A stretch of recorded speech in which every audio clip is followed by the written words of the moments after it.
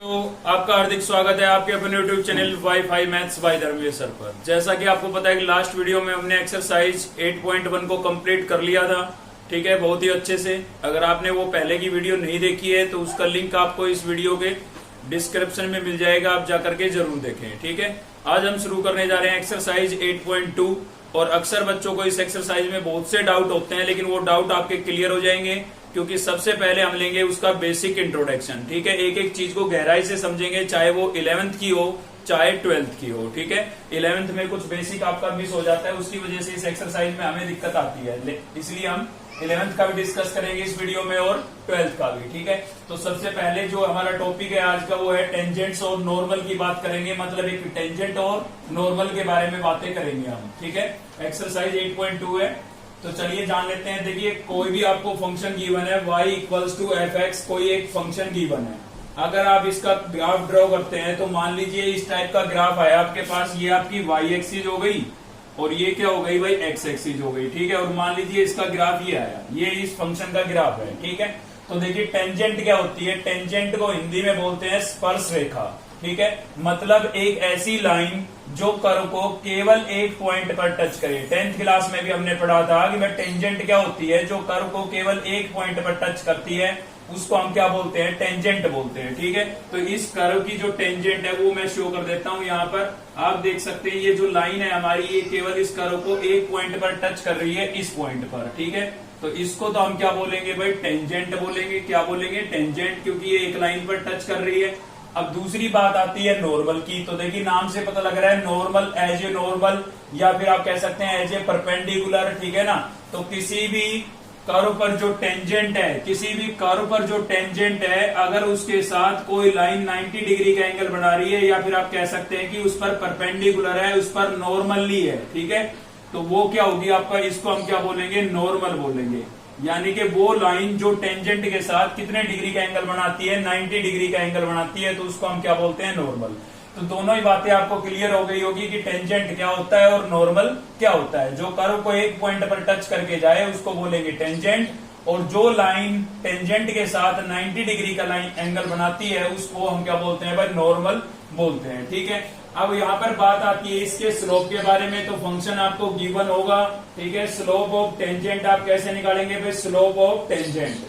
तो देखिए टेंजेंट का स्लोप अगर आपको चाहिए तो उसके लिए आपको निकालना होगा dy अपॉन में dx। ठीक है, मतलब जो फंक्शन आपको दिया हुआ है उसका आप डेरिवेटिव निकाल दें x के रेस्पेक्ट में। अगर फंक्शन x का है तो x के रेस्पेक्ट में, ठीक है, थीटा में है तो थीटा के रेस्पेक्ट में, z में है तो z के रेस्पेक्ट में। ठीक है, तो अगर आप उसका डेरिवेटिव निकाल देते हैं और उस डेरिवेटिव की वैल्यू निकालेंगे आप x1 y1 पर। देखिए x1 y1 क्या है, ये कॉमन पॉइंट है जहां पर ये नॉर्मल और टेंजेंट एक दूसरे को मिल रहे हैं। इस पॉइंट को मैंने x1 और y1 लेट किया है। ठीक है, तो इस पॉइंट पर डेरिवेटिव की जो वैल्यू होगी वो आपका क्या होगा, स्लोप ऑफ टेंजेंट। यानी कि स्लोप ऑफ टेंजेंट क्या हो गया आपके पास, dy अपॉन में dx x1 इंटू y1, मतलब डेरिवेटिव निकाल करके ये पॉइंट आपको गिवन होगा, वहां से आप x और y की वैल्यू इसमें रिप्लेस कर देंगे और आपके पास क्या आ जाएगा, स्लोप ऑफ टेंजेंट आ जाएगा, टेंजेंट का स्लोप आ जाएगा। अब देखिए ये चीज आपको पता होनी चाहिए कि भाई स्लोप क्या होता है। नहीं पता है तो मैं आपको बता देता हूं। देखिए स्लोप होता है कि कोई भी लाइन हमारी एक्स एक्सिस के साथ कितनी इंक्लाइंड है, कितनी झुकी हुई है। ठीक है ना, स्लोप कैसी शेप को हम स्लोप बोलते हैं भाई, इस टाइप से आपने देखा होगा छोटे बच्चों के लिए एक झूला होता है जिसमें बच्चे यहां से ऊपर चढ़ते हैं और यहां पर बैठ करके स्लीप हो जाते हैं। ठीक है, इसको हम क्या बोलते हैं, स्लाइड। तो इसका ये एंगल जो है ना, ये जितना इसके साथ झुकी हुई है, ठीक है ना, जितनी इंक्लाइंड है ये, इसी को हम क्या बोलते हैं, स्लोप बोलते हैं। क्लियर है ना, तो कोई भी लाइन एक्स एक्सिस के साथ जो एंगल बनाती है, मतलब जितनी इंक्लाइंड है, झुकी हुई है एक्स एक्सिस के साथ, ठीक है ना, उसको आप क्या बोलेंगे, स्लोप बोलेंगे। तो स्लोप तो आपको क्लियर हो गया होगा। तो स्लोप ऑफ टेंजेंट कैसे निकाला जाता है, dy अपॉन में dx, और गिवन पॉइंट से वैल्यू रिप्लेस कर दी जाती है। उसके बाद आता है आपका स्लोप ऑफ नॉर्मल। क्या आता है भाई, स्लोप ऑफ नॉर्मल। ठीक है, तो जो स्लोप ऑफ नॉर्मल होता है ना, वो आपका क्या होता है भाई, वो होता है माइनस dx अपॉन में dy। ठीक है, माइनस dx अपॉन में dy, और गिवन पॉइंट से इसमें भी वैल्यू रिप्लेस कर दी जाएगी, क्योंकि ये पॉइंट दोनों का ही कॉमन है।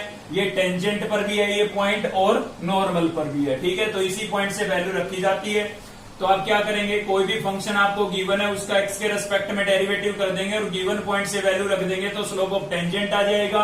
और स्लोप ऑफ नॉर्मल कैसे निकालेंगे, या तो आप y के रेस्पेक्ट में डेरिवेटिव करें और गिवन पॉइंट से वैल्यू रखें, या इससे भी आसान ये रहेगा, आपको दिख रहा है कि इसका रेसिप्रोकल ही तो है ये, ठीक है, तो जो स्लोप ऑफ टेंजेंट है उसका आप रेसिप्रोकल कर दें और नेगेटिव साइन लगा दें तो क्या बन जाएगा, स्लोप ऑफ नॉर्मल बन जाएगा। और यही कंसेप्ट हम यूज करेंगे जब भी हमें नॉर्मल का स्लोप निकालना होगा।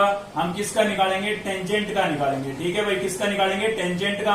और जो टेंजेंट का स्लोप आएगा ना उसका हम रेसिप्रोकल और नेगेटिव साइन लगा देंगे तो किसका बन जाएगा, नॉर्मल का बन जाएगा, ठीक है। आपने 11th क्लास में एक चीज पढ़ी थी हमारी, हम साथ साथ सभी बातों को डिस्कस करते हुए चलेंगे। 11th क्लास में हमारा एक चैप्टर था स्ट्रेट लाइन, ठीक है, चैप्टर नंबर 9 था स्ट्रेट लाइन।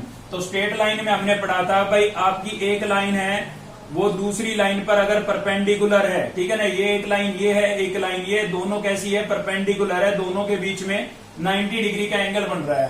तो इनके जो स्लोप का प्रोडक्ट होता था ना वो -1 होता था, आपकी पढ़ी हुई चीज है 11th क्लास में, ठीक है। तो दो लाइनें अगर परपेंडिकुलर है तो उनके स्लोप का प्रोडक्ट कितना होता है, -1 होता है। अब आप एक बात बताइए, यहाँ पर आपको जो टेंजेंट दिख रही है वो क्या है, एक लाइन ही तो है, ठीक है, और नॉर्मल भी क्या है, एक लाइन ही है, ठीक है। तो अब इन दोनों के जो स्लोप का प्रोडक्ट होगा वो भी कितना होगा, -1 होगा, क्योंकि टेंजेंट और नॉर्मल दोनों ही एक दूसरे के साथ 90 डिग्री का एंगल बना रहे हैं, मतलब एक दूसरे पर परपेंडिकुलर है। तो अगर मैं ये वाली बात बोल देता हूं कि स्लोप ऑफ टेंजेंट, ध्यान से समझते रहिएगा, बेसिक क्लियर कर लिया ना इस एक्सरसाइज का तो क्वेश्चन मुझे कराने की आवश्यकता भी नहीं पड़ेगी।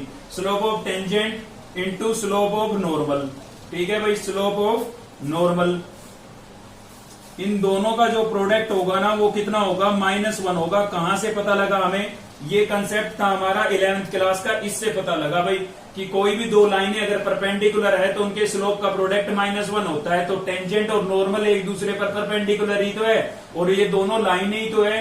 टेंजेंट इसलिए बोल रहे हैं क्योंकि कर्व को एक पॉइंट पर टच करके निकल रही है, और उसको नॉर्मल इसलिए बोल रहे हैं क्योंकि वो टेंजेंट के साथ 90 डिग्री का एंगल बना रही है तो लाइन ही ना, ठीक है। तो इनके स्लोप का जो प्रोडक्ट है वो भी कितना होगा, -1। मैं आपको ये समझा रहा हूं कि ये कैसे बना है, ठीक है।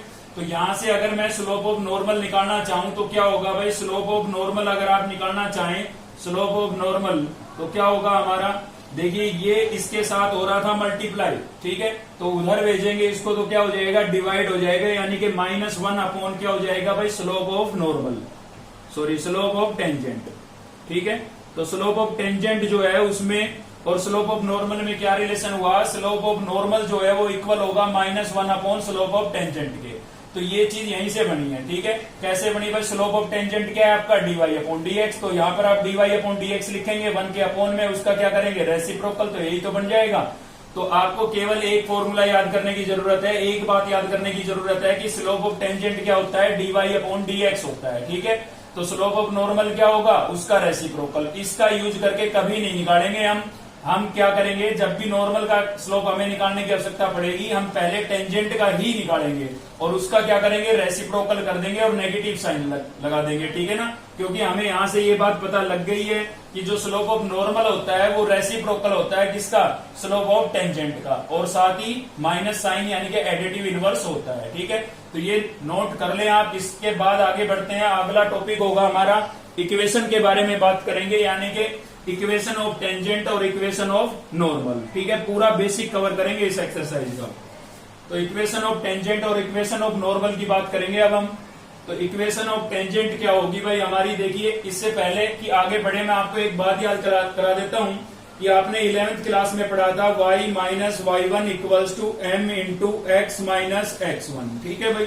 ये लाइन की इक्वेशन निकालने के लिए एक फॉर्मूला था, और भी थे लेकिन इसी का यूज है इसके अंदर। क्या है, y minus y1 equals to m into x minus x1। m तो क्या होता था भाई, लाइन का स्लोप होता था, m क्या होता था, लाइन का स्लोप, और x1 और y1 यहाँ पर जो लिखे हुए हैं वो क्या होते थे, गिवन पॉइंट के कोऑर्डिनेट होते थे भाई। क्या होता था, गिवन पॉइंट होता था, ठीक है।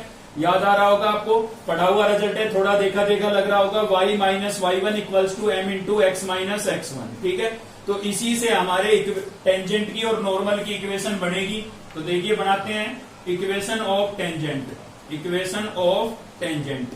तो देखिए भाई टेंजेंट भी तो एक लाइन ही है, ठीक है ना, टेंजेंट भी क्या है, एक लाइन ही तो है, और लाइन की इक्वेशन निकालने के लिए फॉर्मूला है हमारे पास। तो इसी का जब हम यूज करेंगे तो क्या बनेगा, y माइनस y1 स्लोप। अब स्लोप को हमने किससे लिखा था, dy अपॉन dx से, अभी आपने देखा, और उसकी वैल्यू हमने x1 y1 की वैल्यू रिप्लेस की थी इसके डेरिवेटिव में, और x माइनस x1। देखिए x1 y1 इसमें भी वही गिवन पॉइंट है आपका, x1 और y1 जो है वो इस गिवन पॉइंट के कोऑर्डिनेट है, ठीक है।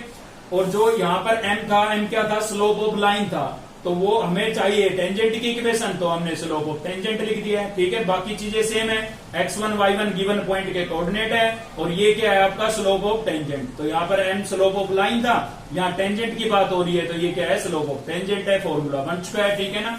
उसके बाद आपके पास होगा इक्वेशन ऑफ नॉर्मल। अब चेंज केवल इतना ही है भाई, नॉर्मल की इक्वेशन निकालनी है तो स्लोप किसका लिखेंगे, नॉर्मल का लिख देंगे, ठीक है। तो स्लोप ऑफ नॉर्मल क्या हो जाएगा आपका, स्लोप ऑफ नॉर्मल हो जाएगा y minus y1 equals to minus dx upon में dy, और कोऑर्डिनेट आपको क्या गिवन थे, x1 y1, ठीक है भाई, और इंटू में क्या हो जाएगा x माइनस x1। तो आपको इनको रट्टा मारने की जरूरत नहीं है, सिर्फ आपको इतना याद रखना है, यहाँ पर y माइनस y1 और x माइनस x1 तो सभी में है सेम। अगर टेंजेंट के इक्वेशन की बात करें तो यहाँ पर टेंजेंट का स्लोप आ जाएगा, और नॉर्मल की इक्वेशन की बात करें तो यहाँ पर नॉर्मल का स्लोप आ जाएगा, ठीक है। तो ये कुछ बातें थी हमारी 12th लेवल की थी ये, ठीक है। अब कुछ बातें मैं आपको 11th लेवल की भी बताता हूँ, जैसे कि स्लोप निकालने के कितने तरीके हैं, ठीक है भाई। स्लोप कितने तरीके से निकाला जा सकता है, अक्सर बच्चे कंफ्यूज रहते हैं। तो देखिए स्लोप जो है वो 3 तरीके से निकाला जा सकता है। कैसे कैसे भाई, अगर मान लीजिए आपको थीटा की वैल्यू गिवन है, पहला तरीका, थीटा आपको गिवन है, ठीक है, थीटा आपको गिवन है, तो स्लोप कैसे निकालेंगे, चाहे वो किसी लाइन का हो या टेंजेंट का हो, स्लोप कैसे निकालेंगे, टेन थीटा का यूज करके, ठीक है। अगर आपको थीटा गिवन है, थीटा की वैल्यू गिवन है, तो स्लोप निकालने के लिए आप टेन थीटा का यूज करेंगे, मतलब टेन ट्रिग्नोमेट्रिक फंक्शन का यूज करेंगे। जैसे यहाँ पर है 30 डिग्री, तो टेन 30 की वैल्यू लिखेंगे और वो आपका क्या हो जाएगा, स्लोप हो जाएगा। दूसरा जो तरीका है वो है आपका, अगर आपको 2 पॉइंट गिवन है, जैसे पहला पॉइंट गिवन है x1 y1 और दूसरा पॉइंट क्या गिवन है भाई, x2 y2, मतलब डबल पॉइंट गिवन है, तो किसी लाइन पर अगर आपको 2 पॉइंट गिवन है, तो स्लोप निकालने के लिए जो हम कंसेप्ट यूज करेंगे वो यूज करेंगे y2 minus y1 upon x2 minus x1, ठीक है। नई बात नहीं है, पढ़ी हुई है आपकी, कि किसी भी लाइन पर अगर डबल पॉइंट गिवन हो तो स्लोप निकालने के लिए आपका जो कंसेप्ट होगा वह m इक्वल्स टू m किसके लिए यूज कर रहे हैं, स्लोप के लिए, y2 minus y1 upon x2 minus x1। तो थीटा गिवन होगा तो 10 से निकालेंगे, डबल पॉइंट गिवन होगा तो इस फॉर्मूले से निकालेंगे, y2 माइनस y1 और x2 माइनस x1, ठीक है। अगर किसी लाइन की इक्वेशन आपको गिवन है, अगर आपको किसी लाइन की इक्वेशन गिवन है, मान लीजिए गिवन है ax plus by plus c equals to 0, ठीक है, और उस लाइन की इक्वेशन से आपको स्लोप निकालना है, तो आप इस लाइन की इक्वेशन को किस में कन्वर्ट कर देंगे, स्लोप इंटरसेप्ट फॉर्म में कन्वर्ट कर देंगे भाई, ठीक है। ये आपकी पढ़ी हुई होगी, बहुत ज्यादा रिपीट होती है ये 11th में, y equals to mx plus c, इसको क्या बोलते हैं, स्लोप इंटरसेप्ट फॉर्म बोलते हैं। स्ट्रेट लाइन की कौन सी फॉर्म है ये इक्वेशन की, स्लोप इंटरसेप्ट फॉर्म, क्योंकि इसमें स्लोप भी यूज हो रहा है और c क्या होता है, y इंटरसेप्ट होता है भाई। m यहाँ पर क्या है, स्लोप ऑफ लाइन, ठीक है, और c क्या है, c है आपका y इंटरसेप्ट मतलब कि जो ये लाइन है ना, y एक्सिस को जिस पॉइंट पर इंटरसेक्ट करेगी उस पॉइंट के कोऑर्डिनेट की वैल्यू है यहाँ पर, ठीक है ना, इसलिए इसको हम y इंटरसेप्ट बोलते हैं। तो देखिए 2-3 बातें हो गई, कंफ्यूज होने की जरूरत नहीं है, क्लियर बता रहा हूं। देखिए अगर क्वेश्चन में आपको थीटा देकर के स्लोप पूछा जाए तो आप 10 का यूज करेंगे, आपको 2 पॉइंट देकर के स्लोप पूछा जाए या स्लोप की आपको जरूरत हो तो आप ये फॉर्मूला यूज करेंगे।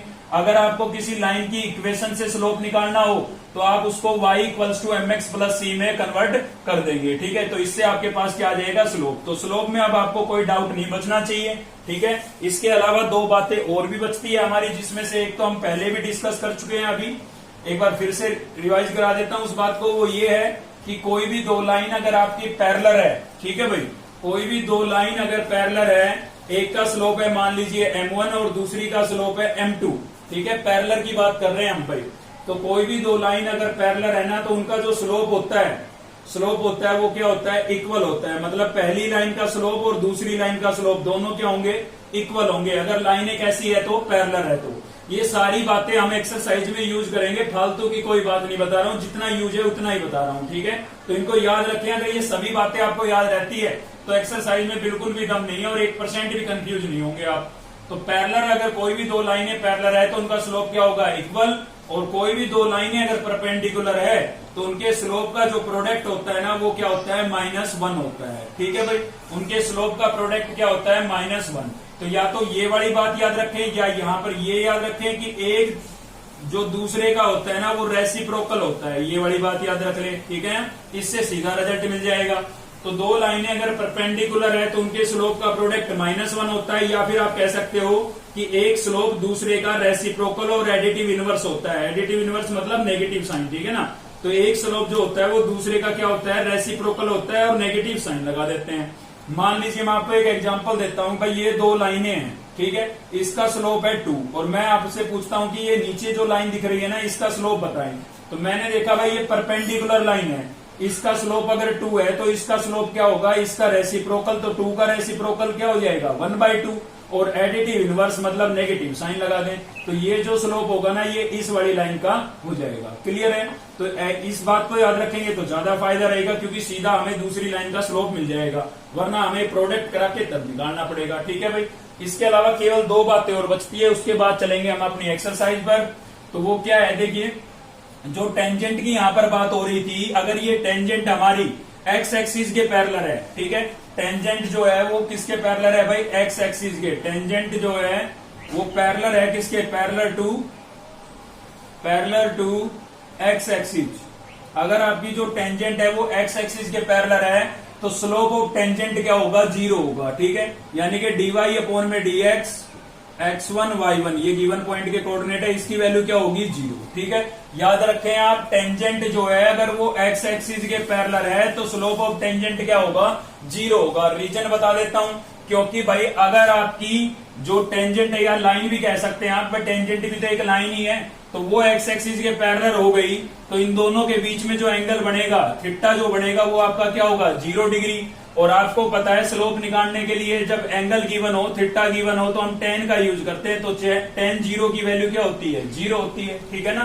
क्योंकि जब तक एक्स एक्सिस को नहीं काटेगी, इंटरसेक्ट नहीं करेगी, तब तक कोई एंगल ही नहीं बनेगा। और पैरेलल लाइन कभी एक दूसरे को इंटरसेक्ट नहीं करती। अगर ये लाइन आपकी एक्स एक्सिस के पैरेलल है तो कभी भी एक्स एक्सिस को इंटरसेक्ट नहीं करेगी, और जब तक इंटरसेक्ट नहीं करेगी थीटा आपका कितना रहेगा, 0 डिग्री। और थीटा अगर 0 है तो स्लोप भी क्या रहेगा, 0। तो याद रखें आप, टेंजेंट जो है अगर एक्स एक्सिस के पैरेलल है तो स्लोप ऑफ टेंजेंट की वैल्यू क्या होगी, 0 होगी। अगर आपकी टेंजेंट वाई एक्सिस के पैरेलल है भाई, टेंजेंट जो है पैरेलल है किसके, वाई एक्सिस के, तो क्या होगा, पैरेलल टू वाई एक्सिस, तो स्लोप ऑफ नॉर्मल की वैल्यू 0 होगी, ठीक है। तो स्लोप ऑफ नॉर्मल क्या होगा, 0 होगा, यानी कि dx/dy और नेगेटिव साइन होता है इसके साथ, ठीक है। और आपका पॉइंट x1 y1 क्या होगा, ये 0 होगा। तो आपको रटने की जरूरत नहीं है, सिर्फ 2 बातें याद रखनी है।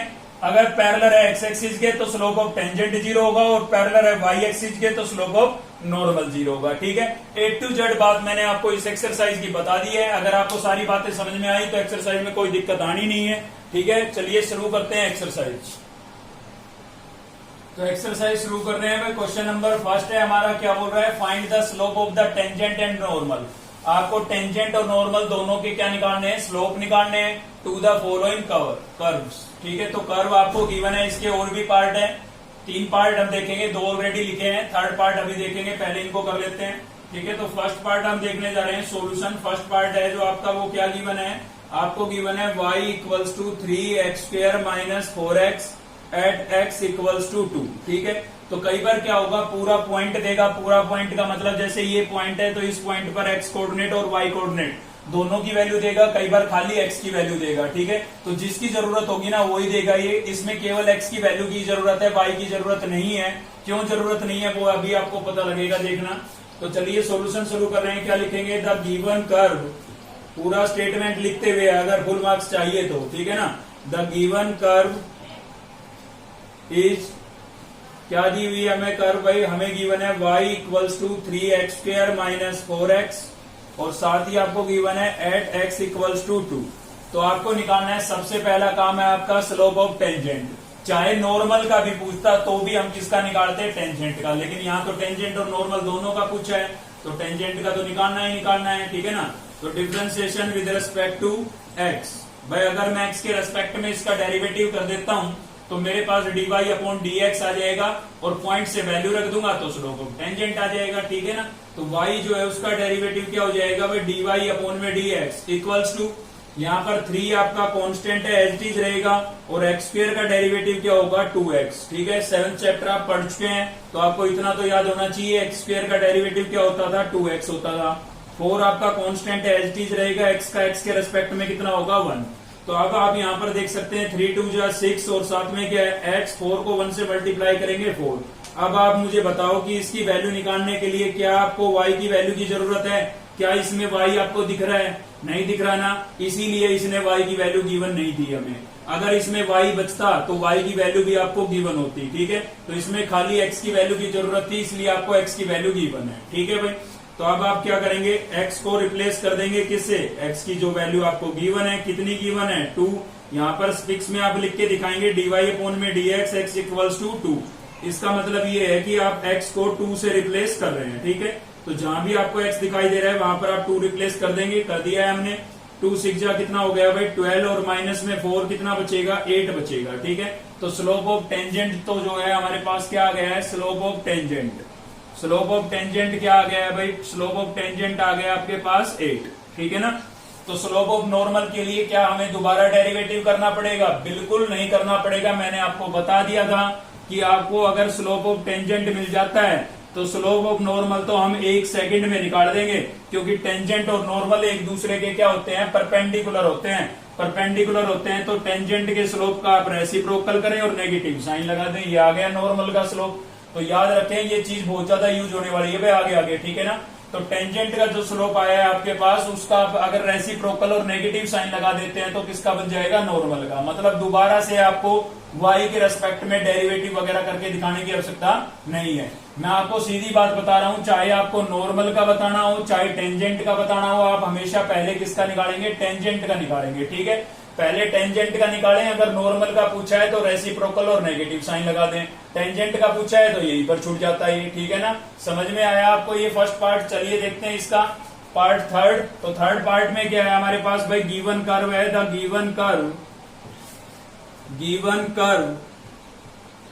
इज क्या गिवन है भाई, y इक्वल्स टू हमें गिवन है 2x square plus 3 sign x, ठीक है। और साथ ही यहां पर लिखा हुआ है एट x इक्वल्स टू 0। तो आपको पहले निकालना है टेंजेंट का, तो उसके लिए हमें क्या करना पड़ेगा, डेरिवेटिव करना पड़ेगा विद रिस्पेक्ट टू x, ठीक है। तो x के रेस्पेक्ट में इसका डेरिवेटिव कर देंगे भाई। y का क्या हो जाएगा, dy अपॉन में dx। 2 आपका कांस्टेंट है, एज इट इज रहेगा। x स्क्वायर का क्या होता है 2x होता है, 7 चैप्टर में पढ़ चुके हैं हम, ठीक है ना। प्लस 3 आपका एज इट इज रहेगा। साइन का क्या होता है भाई, साइन का होता है कोस एक्स, ठीक है ना। फॉर्मूले आपको याद होने चाहिए, बल्कि 7 चैप्टर इससे पहले आपने कर रखा है तो बहुत अच्छे से समझ में आएगा, ठीक है भाई। तो ये डेरिवेटिव हो चुका है आपका, तो क्या बचा हमारे पास 2 2 जा 4, और साथ में क्या एक्स, ठीक है। अब आपको जो इनिशियल वैल्यू गिवन है, इनिशियल कंडीशन गिवन है, उसको आप रिप्लेस कर दें। तो क्या करेंगे हम, dy अपॉन में dx, और रिप्लेस कर देते हैं इसमें x इक्वल्स टू 0। मतलब जहां भी x है वहां पर हम क्या लिख देंगे, 0 लिख देंगे। तो आप देख सकते हैं 4, यहाँ पर x की जगह मैं लिख देता हूँ 0, प्लस 3 यहाँ पर कोस, और x की जगह यहाँ भी क्या लिख देता हूँ भाई 0, ठीक है। यहाँ पर लिख रहा हूँ बाकी। तो आप देख सकते हैं 0 को 4 से मल्टीप्लाई करेंगे क्या हो जाएगा 0। 3 आपका कांस्टेंट है, ये तो सेम ही लिखा जाएगा। और कोस 0 की जो वैल्यू होती है ना, वो कितनी होती है भाई 1 होती है। कोस 0 की वैल्यू कितनी होती है 1। तो यहां से मिला आपको 0, और 3 को 1 से मल्टीप्लाई करूंगा कितना हो जाएगा 3। तो फाइनल आपको मिल गया 3, यानी कि dy अपॉन dx की x इक्वल्स टू 0 पर वैल्यू कितनी मिल गई है, 3 मिल गई है। तो आपका जो स्लोप ऑफ टेंजेंट है वो कितना आ गया भाई, स्लोप ऑफ टेंजेंट कितना आ गया है हमारे पास, स्लोप ऑफ टेंजेंट आ गया है 3। तो बताइए स्लोप ऑफ नॉर्मल क्या होगा, ठीक है, बता सकते हैं आप, बिल्कुल इतना तो समझ में आ ही गया होगा अब तक। स्लोप ऑफ नॉर्मल क्या होगा, इसका रेसिप्रोकल और नेगेटिव साइन। तो 3 का रेसिप्रोकल क्या हो जाएगा 1/3, और माइनस का साइन लगा दे, क्या बन गया स्लोप ऑफ नॉर्मल। तो इतनी सी बात तो आपको जरूर समझ में अब तक आ जानी चाहिए कि टेंजेंट का जो स्लोप है उसका रेसिप्रोकल और नेगेटिव साइन अगर हम लगा देते हैं तो क्या बन जाएगा, स्लोप ऑफ नॉर्मल बन जाएगा, ठीक है। चलिए एक पार्ट और देखते हैं इसका। तो नेक्स्ट है हमारा भाई क्वेश्चन नंबर 3 का ही हम 5th पार्ट ले रहे हैं। ये पार्ट हमने इसीलिए लिया है क्योंकि यहाँ पर 3rd वेरिएबल आ गया है और 3rd वेरिएबल आपका क्या है, थीटा है। देखिए x अलग थीटा के रेस्पेक्ट में गिवन है, y अलग थीटा के रेस्पेक्ट में गिवन है और आपको फाइंड करना है dy अपॉन dx। क्यों भाई, वो क्यों फाइंड करना है, क्योंकि स्लोप ऑफ टेंजेंट के लिए बोला है और स्लोप ऑफ टेंजेंट आपका क्या होता है, स्लोप ऑफ टेंजेंट होता है dy अपॉन dx। तो हमें dy अपॉन dx चाहिए, तो कैसे निकालेंगे। देखिए 7th चैप्टर में आप ऑलरेडी पढ़ चुके हैं, पूरी की पूरी एक एक्सरसाइज थी इस टाइप के क्वेश्चनों पर, ठीक है। सिमेट्रिक फंक्शन भी था एक, ठीक है। तो चलिए कोई बात नहीं, याद नहीं है तो अभी बता देते हैं। यहाँ पर आपको क्या करना पड़ेगा, पहले थीटा के रेस्पेक्ट में डेरिवेटिव करना होगा, differentiation with respect to theta, किसका, x का, ठीक है। तो x का करेंगे तो क्या होगा भाई, dx अपॉन डी थीटा। अब देखिए थीटा आपका वेरिएबल है, बाकी सब क्या होंगे, कांस्टेंट। तो a आपका यहाँ पर है कांस्टेंट। आप मुझे बताएं कि x का derivative with respect to x कितना होगा, 1 होगा ना। x का x के रेस्पेक्ट में 1, तो थीटा का थीटा के रेस्पेक्ट में 1। क्लियर है। साइन का क्या होता है भाई, साइन का होता है आपका कोस थीटा, तो मैंने यहां पर लिख दिया है कोस थीटा। क्लियर है। तो ये तो आ गई हमारे पास dx अपॉन डी थीटा की वैल्यू। सेम इसी प्रकार से आपको y का भी निकालना है थीटा के रेस्पेक्ट में, तो क्या हो जाएगा, dy अपॉन में डी थीटा। a आपका क्या है, कांस्टेंट है। क्या आपको इसके साथ थीटा नजर आ रहा है, नहीं आ रहा ना, तो ये क्या है, कांस्टेंट है और कांस्टेंट का डेरिवेटिव क्या हो जाता है, 0 हो जाता है भाई, ठीक है। फिर आपके पास क्या है, कोस, तो कोस का होता है माइनस साइन। कोस का क्या होता है, माइनस साइन, माइनस ऑलरेडी है तो माइनस माइनस क्या हो जाएगा, प्लस हो जाएगा। कोस का हो गया माइनस साइन, माइनस इसमें पहले से था तो माइनस माइनस क्या हो गया, प्लस। तो यहां से 0 लिखना तो जरूरी नहीं है, a लिख दिया है मैंने और अंदर से क्या बचा है मेरे पास, साइन थीटा, ये आ गया भाई। अब देखिए मुझे चाहिए था dy अपॉन में dx, क्योंकि मुझे स्लोप ऑफ टेंजेंट चाहिए और वो आपका dy अपॉन dx होता है। तो उसके लिए मुझे क्या करना पड़ेगा, dy अपॉन डी थीटा को डिवाइड करना पड़ेगा किससे, dx अपॉन डी थीटा से, ठीक है। तो dy अपॉन डी थीटा की वैल्यू आपके पास क्या आई भाई, dy अपॉन डी थीटा की वैल्यू आई है हमारे पास a साइन थीटा। क्लियर है। और dx अपॉन डी थीटा की वैल्यू आपके पास क्या आई है भाई, a into 1 minus cos theta, ठीक है। आप देख सकते हैं a से a क्या हो गया आपका, कैंसिल हो गया। उसके बाद हम क्या करेंगे, यहाँ पर हमारे पास क्या बचा हुआ है भाई, न्यूमिनेटर में तो बचा है साइन थीटा और डेनोमिनेटर में बचा है 1 माइनस कोस थीटा, ठीक है। तो आपको मैं बता देता हूं कि मैं आपको पहले भी बोल चुका हूं कि ये 4 फॉर्मूले ऐसे हैं, इनका बहुत ज्यादा यूज है। जैसे कि आपका साइन 2a जो कि क्या होता है, 2 साइन a कोस a, ठीक है। ट्रिग्नोमेट्री के सभी फॉर्मूलों पर एक वीडियो है बना रखी हमने, जो 7th चैप्टर की प्लेलिस्ट में आपको मिल जाएगी, आप उसको जरूर देख लें। कम से कम 60% प्रॉब्लम आपकी सोल्व हो जाती है फॉर्मूलों से ही, ठीक है। तो साइन 2a क्या होता है, 2 साइन a कोस a, एक होता है आपका 1 माइनस कोस 2a जो कि क्या होता है भाई, 2 साइन स्क्वायर a, और एक आपका होता है 1 प्लस कोस 2a, ठीक है, जो कि क्या होता है 2 कोस स्क्वायर a होता है, ठीक है। और एक इसके अलावा होता है आपका कोस 2a। तो कोस 2a के तो 4 रिजल्ट है, क्या क्या होते हैं, cos square a minus sine square a, एक रिजल्ट तो ये होता है, 11th क्लास के फॉर्मूले पढ़े हुए हैं आपके, ठीक है। और एक होता है 2 कोस स्क्वायर a माइनस 1, और एक होगा आपका 1 माइनस 2 साइन स्क्वायर a, ठीक है। इसके अलावा एक 4th रिजल्ट और भी होता है, वो tan में होता है, क्या होता है, 1 minus ten square upon 1 plus ten square, ठीक है। तो आप यहां से अगर ये फॉर्मूले आपको याद है तो इनको देखते ही आपको पता लग जाएगा, कोई याद करने की चीज नहीं है मैथ, ठीक है ना। इनको देखते ही आपको पता लग जाएगा। अगर फॉर्मूले आपको याद है कि भाई यहाँ तो ये फॉर्मूले लग सकते हैं, तो साइन यहाँ पर कौन सा लगता है, फर्स्ट वाला लग सकता है, और यहाँ पर कौन सा लगेगा भाई, सेकंड वाला, ठीक है। ये न्यूमिनेटर में और ये डेनोमिनेटर में। और ये हाफ एंगल में भी काम करते हैं। कैसे हाफ एंगल में, देखिए यहाँ पर 2a था इसलिए यहाँ पर a लिखा मैंने, लेकिन हमारा यहाँ क्या है, थीटा। तो आपने देखा यहाँ 2a से क्या हो गया था, a, मतलब एंगल का हाफ होता है यहाँ पर। तो थीटा का क्या हो जाएगा भाई, थीटा का हो जाएगा थीटा बाई 2, ठीक है ना। एंगल का क्या हो जाता है, हाफ हो जाता है, आधा हो जाता है भाई। तो वहां पर 2a था इसलिए a लिखा मैंने, और यहाँ हमारा थीटा है तो थीटा का आधा करेंगे तो क्या होगा, थीटा बाई 2, थीटा बाई 2। तो यही वाला फॉर्मूला लगाया मैंने, ठीक है। 1 minus cos theta, 1 minus cos theta में क्या होगा, 2 साइन स्क्वायर, और इसमें भी देख सकते हैं आप एंगल का हाफ हो रहा है। यहाँ पर 2a था तो क्या लिखा है हमने, a लिखा है। तो यहाँ पर आपका है थीटा, तो क्या हो जाएगा भाई, थीटा बाई 2। क्लियर है। अब देखिए क्या फायदा हुआ फॉर्मूले लगाने का, कैंसिल हो रही है टर्म, 2 से 2 कैंसिल हो गया, साइन की एक पावर इससे कैंसिल हो गई, तो न्यूमिनेटर में बचा है आपका कोस थीटा बाई 2 और डेनोमिनेटर में क्या बचा है भाई, साइन थीटा बाई 2। ठीक है, तो कोस अपॉन साइन क्या होता है, कोट होता है। कोस अपॉन साइन क्या हो जाएगा, कोट थीटा बाई 2। तो ये आपके पास dy अपॉन dx की वैल्यू आ गई। अब आपको इनिशियल कंडीशन गिवन होगी इसके अंदर, मतलब थीटा की वैल्यू गिवन होगी। तो थीटा की वैल्यू क्या गिवन है हमें, पाई बाई 2 गिवन है। ठीक है, थीटा इक्वल्स टू क्या गिवन है भाई, पाई बाई 2। तो आप इसमें थीटा को किससे रिप्लेस कर देंगे, पाई बाई 2 से। ठीक है भाई, तो पाई बाई 2 से जब मैं रिप्लेस करूंगा तो यहाँ पर ये पाई बाई 4 बन जाएगा। कैसे बना, यहाँ थीटा की जगह लिखूंगा मैं पाई बाई 2। तो एक 2 तो पाई के अपोन में है ये वाला, और एक यहाँ पर है ऑलरेडी। तो ये जो है ना 2 डेनोमिनेटर में चला जाएगा। ठीक है ना, आप या फिर इसके अपोन में 1 लेट करके रेसिप्रोकल करके देख लें, तो ये पाई बाई 4 बन जाएगा। समझ गए ना, पाई बाई 4 कैसे बना, एक 2 यहाँ पर था क्वेश्चन में और एक यहाँ था, तो 2 2 जा कितना हो गया 4। और कोट पाई बाई 4 की वैल्यू कितनी होती है 1, क्योंकि पाई बाई 4 होता है 45 डिग्री और 45 पर कोट की वैल्यू कितनी होती है, 1 होती है। ठीक है, तो ये आपके पास क्या आ गया भाई, स्लोप ऑफ टेंजेंट आ गया है, स्लोप ऑफ टेंजेंट। तो स्लोप ऑफ टेंजेंट आपका कितना आ गया है, स्लोप ऑफ टेंजेंट आ गया 1। तो बताइए स्लोप ऑफ नॉर्मल क्या होगा, स्लोप ऑफ नॉर्मल। ठीक है, स्लोप ऑफ नॉर्मल क्या हो जाएगा, 1 का रेसिप्रोकल। अब भाई 1 का रेसिप्रोकल तो 1 ही होगा, क्योंकि 1 के अपोन में 1 लेट करेंगे, रेसिप्रोकल करेंगे तो भी 1 अपॉन 1, और 1 अपॉन 1 को 1 ही लिखते हैं हम। ठीक है ना, और साथ ही किसका साइन लगाएंगे, माइनस का। तो ये आपका क्या हो गया है, स्लोप ऑफ नॉर्मल। ठीक है, तो इसमें काफी 6 पार्ट थे तुम्हारे, 5 या 6 पार्ट थे। हर टाइप का क्वेश्चन मैंने फर्स्ट में से लिया। चलते हैं सेकंड क्वेश्चन पर। तो नेक्स्ट है हमारा क्वेश्चन नंबर 2। और क्या करना है हमें सेकंड में, देखिए prove that the tangent to the curve. Statement को ध्यान से समझे आप, prove that the tangent to the curve. इस कर्व पर जो टेंजेंट होगी ना एट द पॉइंट, एक इस पॉइंट पर और एक इस पॉइंट पर। आपको पता है कि किसी भी कर्व पर हम कितनी टेंजेंट ड्रॉ कर सकते हैं, इनफाइनाइट टेंजेंट ड्रॉ कर सकते हैं। ठीक है, 10th क्लास में पढ़ ली थी ये बात हमने, 10th चैप्टर था आपका।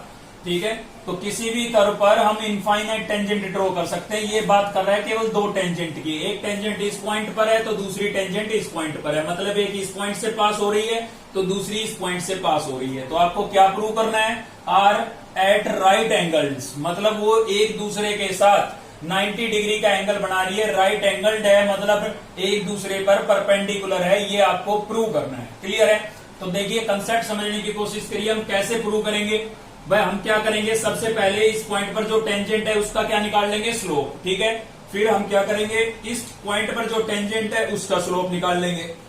अगर ये दोनों टेंजेंट परपेंडिकुलर है तो आपने पढ़ा है कोई भी 2 लाइन अगर परपेंडिकुलर है तो उनके स्लोप का प्रोडक्ट क्या होता है, -1 होता है। तो हम उन दोनों के स्लोप का प्रोडक्ट करा के देखेंगे, अगर -1 आया तो ये प्रूव हो जाएगा कि वो दोनों कैसी है, परपेंडिकुलर है, मतलब एक दूसरे के साथ 90 डिग्री का एंगल बना रही है। और 90 डिग्री का एंगल को ही तो राइट एंगल बोलते हैं। ठीक है ना, तो गिवन कर्व क्या है हमारे पास भाई, द गिवन